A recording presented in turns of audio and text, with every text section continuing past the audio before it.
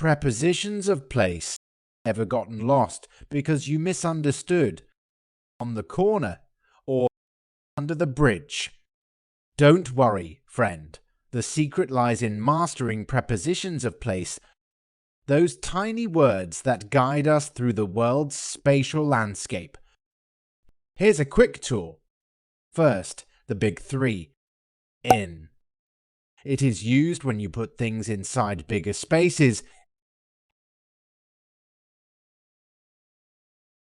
It also works for places like countries or locations within buildings. Examples. There are 12 colors in each box. They are in the kitchen. On. It is used to refer when things rest on top of surfaces. It can also mark specific locations or positions. Examples. The picture is on the wall. They landed on Mars yesterday. At. This one points to exact positions or locations, often with specific times or points of reference. Examples. They are waiting at the bus stop. Jonathan is at school. Some other prepositions of place are under. It is used when something is below something else, like my shoes are under that. She is under the bridge. Over. This means being above or covering something. Like, a beautiful white bird flew over the lake. The sign over the door said exit. Between. It is used when two things sandwich something in the middle, like, the ball rolled between the desk and the wall. They put up a fence between their house and their neighbor's house. Next to. It is when something is positioned right beside each other. Like, she sat down next to him on the sofa. My phone is next to the portrait. Near or close.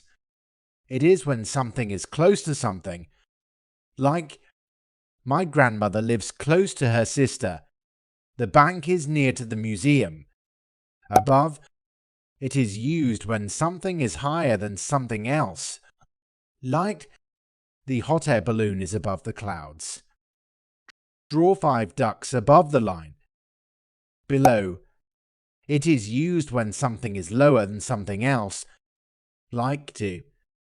The pencil rolled off the desk and fell to the floor below.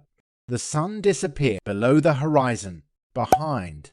It is used when something or someone is in the back of something or someone else. Like, the dog is behind the tree. The cinema is behind the restaurant. In front of. It is used when something or someone is ahead of something or something else. Like, the train station is in front of the bank. Our car is in front of the hospital. Remember, choosing the right preposition depends on the specific relationship between objects or beings and their positions towards something or someone else. That's all for today. If you enjoyed it, give it a thumbs up and hit that subscribe button for more awesome content like this.